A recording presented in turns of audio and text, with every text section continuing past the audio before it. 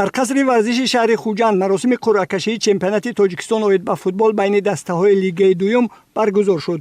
роҳбарияти риёсати кор бо ҷавонон ва варзиши вилояти Суғд ва намояндагони Федератсияи футболи вилоят зимни суханронии худ аз таваҷҷӯҳу ғамхориҳои ҳукумати ҷумҳурии Тоҷикистон, махсусан пешвои миллат муҳтарам Эмомалӣ Раҳмон ва раиси Федератсияи футболи кишвар муҳтарам Рустами Эмомалӣ ҷиҳати рушду оммавияти варзиш аз ҷумла дастгирии футбол ёдовар шуда қайд намуданд, ки ин намуди варзиш сол дар тамоми минтақаҳои кишвар аз ҷумла вилояти Суғд рушд ёфта истодааст. мақомоти ижроии ҳокимияти давлатии вилояти Суғд ва Федератсияи футболи вилоят низ барои рушду оммавияти футбол тадбирҳои судманд меандешанд.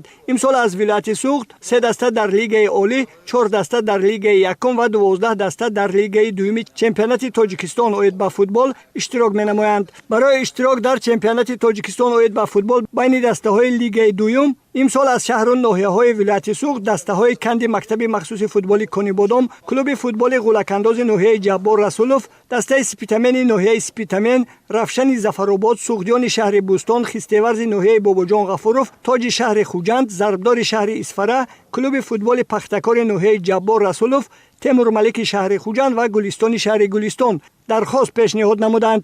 баъди қуръакашӣ масъулини Федератсияи футболи вилоят тақвими даври аввали вохӯриҳоро тартиб доданд.